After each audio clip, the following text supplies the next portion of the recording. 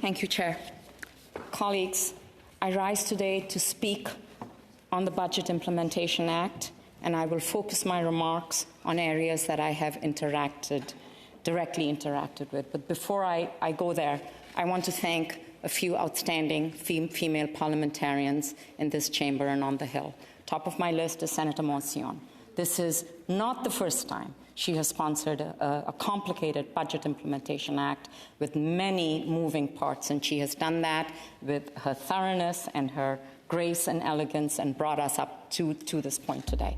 I also want to thank Senator Marshall, who has always helped us understand different money matters, whether they are the BIA or the budget or the different supply bills, and I continue to listen to her with great attention. And finally, I want to thank another woman, again on matters of finance. It's not an accident that I am thanking women on matters of finance, and this is the Honourable Minister Chrystia Freeland, who is the Minister of Finance, who has embraced proposals that may not be part of the government platform, but come from private impulses, either in the House or the Senate. And I really hope that there will be a time when I want to thank the more than a few good men on the Hill on this same item. The BIA includes 4 measures that first found life either in the Senate or in common public bills. They include Bill C-241 by Conservative MP Chris Lewis, which sought to amend the Income Tax Act for travel expenses for tradespersons. We have heard Senator Omidvar comment on this. The second is Bill C-250 by Conservative MP Kevin Waugh, who would amend the criminal code to provide a prohibition on the promotion of anti-Semitism. And we've just heard Senator Simons on this. And the third and fourth measures reflect proposals that I tabled here in the Senate and were debated, studied, and approved by this chamber. I also want to thank Senator Whetstone and his contribution to the BIA in terms of the Canadian Competition Act have already been noted. I think this is proof that some good ideas, I would say not all good ideas after having heard from Senator Simons, but some good ideas, no matter from which party or corner of the Senate or the Hill they emanate from, can and do find a home in government legislation. It requires hard work, the patience of Job, and a good measure of good luck. And above all, it demonstrates yet again that good ideas have long legs.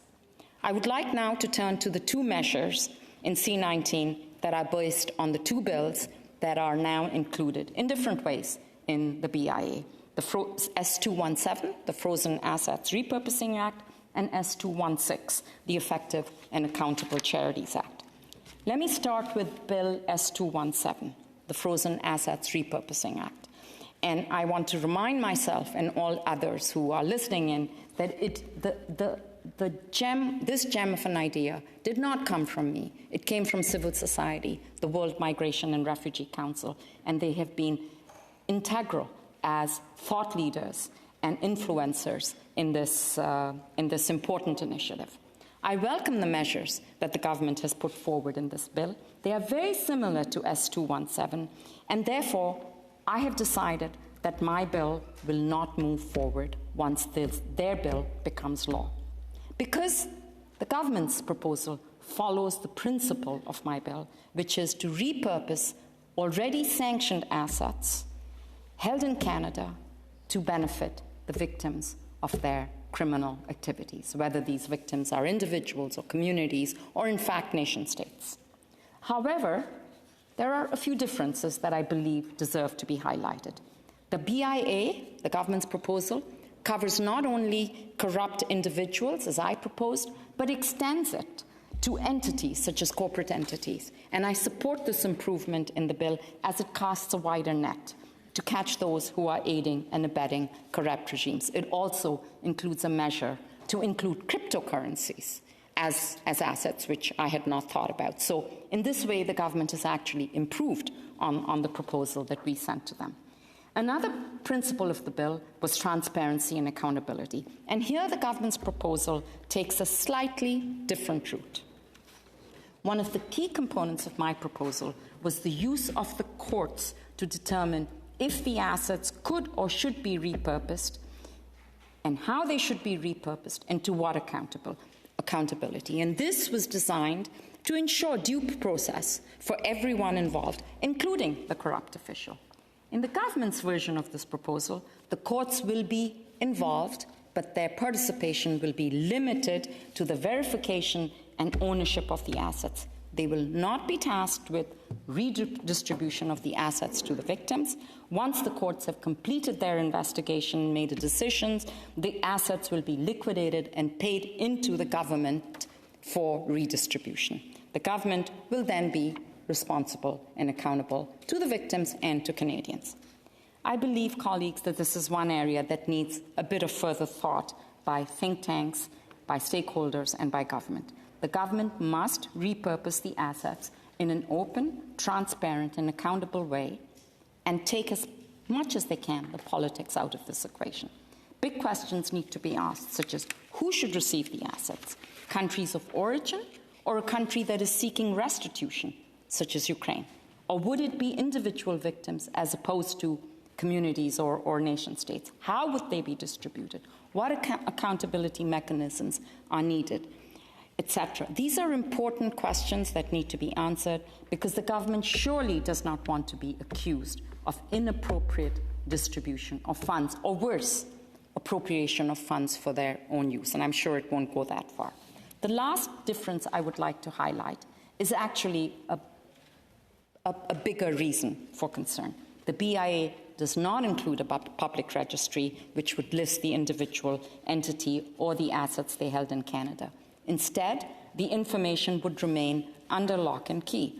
I know that the government is moving forward with a beneficial ownership registry in 2023, which may alleviate some of our concerns. But I fear this may not be enough. Indications at this stage are that the registry will cover only federally regulated businesses, and this could likely create a loophole as entities that incorporate provincially would not be included. We should keep this in mind when their proposal for a beneficial ownership registry comes our way.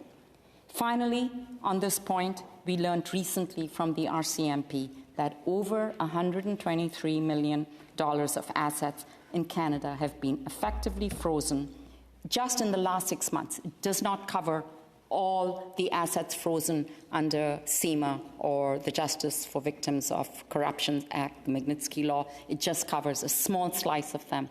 And I've always been challenged when people have asked me, well, how much money is there? Well, now we know. It is not billions of dollars, but it is not chump change either. We also know that the concept that I have tabled is not new. Switzerland has been repurposing assets for the last 10 years and have repurposed roughly $22 billion worth of assets.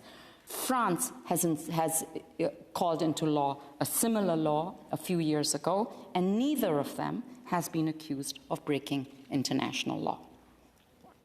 Let me now shift to S216, again, a bill that was debated, studied, approved, and sent to the House of Commons, and whose aim is to enable accountable and empowered relationships between charities and non-charities. In the BIA, the government went so far as to say that their amendment reflected the spirit of S216, the proposal that I tabled. I would like to again remind colleagues that it was the charitable sector, and by that I mean the many, many charities spread across our nation in every corner, in every sector, who were engaged squarely behind the efforts of S216. They included Imagine Canada, Canada's umbrella group of charities, Cooperation Canada, which deals with international development, the Canadian Centre for Christian Charities, the United Ways of Canada, as well as 42 of Canada's top charity lawyers, who in 2 open letters called for a change to this law. I want to say, again, that I was simply their parliamentary instrument to move their ideas forward. They worked, advised, and pushed parliamentarians to take note of this issue, and I tip my hat to them. The government's proposal adopts the principle of my bill, which is enabling charities and non-charities to work together in an empowered yet fully accountable manner with non-charities. However, once again, and it is their right, the government used a different route, and this different route was, frankly, a bit of a rocky start. Surprising to us was that the government's original language in the BIA was actually more prescriptive than the current law. It put into law a number of prescriptions, as opposed to leaving them in guidance, that the charity must fulfill when working with a non-charity. And this was problematic in many ways. As I have mentioned before, charities want and need to have strong accountability measures. However, the government, in its original version of their amendment in the BIA, provided a list of prescriptions that had to be met, no matter the size, scope, type, or purpose of the charity's partnership with a non-charity. This was problematic because not all partnerships are the same, and not all accountability measures fit those partnerships. We heard from the ground that this prescriptive way would actually make it riskier for charities to work with non-charities, and no responsible director on the board of a charity would authorize their charity to take the risk of going down a path which could have resulted in delisting of their charitable status. After much mobilization in April and May by the sector and my collaboration with the Minister of Finance's office, with Conservative MP Philip Lawrence, who sponsored S216 in the House, and NDP MP Daniel Blakey, the House Finance Committee unanimously amended the BIA to get rid of these prescriptions. Instead, the accountability measures will be figured out in consultations and in guidance, and this will better fit the size and the complexity of the sector as they go forward. So once again, I thank the government for being open and flexible in listening to this last-minute hurrah that we had to engage in, and being prepared to change and adapt their response. And I really do want to commend the government for keeping their lines of communication open. However, as always, there's no complete path to perfection, colleagues. There is a new amendment which has given rise to some concern. It is a new anti-directing rule. Directed gifts are fairly common, but the new amendment will put a stop to this. For example, there are lots of Canadians and lots of organizations that want to fund to help the situation in Ukraine. As drafted in this amendment, it is conceivable that all donations given to the Red Cross that are directed by donors to efforts in Ukraine could be grounds for loss of charitable status, because that is a directed gift. I give money to a charity and I direct the charity to give money to X, Y, and Z somewhere else. I have, however, in further conversations with the Minister of Finance's office, been assured that the government will take a light touch, a soft touch on this amendment, and it will be applied in a reasonable way by the CRA, and it would not limit this type of it would limit this type of directing. It would not limit the creation and participation of Canadian charities in pool funds. And I believe, and I sincerely hope, that the government will follow through on this promise, but I and the sector will continue to work with the government and monitor the progress to ensure that it follows through with the amendments. Else, someone in this chamber, likely me, will table an amendment at some time in the future. In conclusion, I support these measures in the BIA. I am encouraged that the government has listened to individual actions by parliamentarians, good ideas, lots of hard work and persistence, and above all, the voice and leadership of civil society can move issues that we care about a long way. Thank you, colleagues.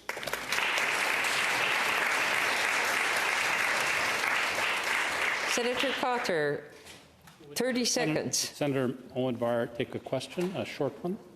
In 30 seconds? Absolutely, Senator. I was impressed by your presentation, and I thought there was only one absence. In your list of women senators who are contributing to this, I thought there was one shortcoming, and I am asking whether you would be open to adding the name Ratna Omidvar to that list.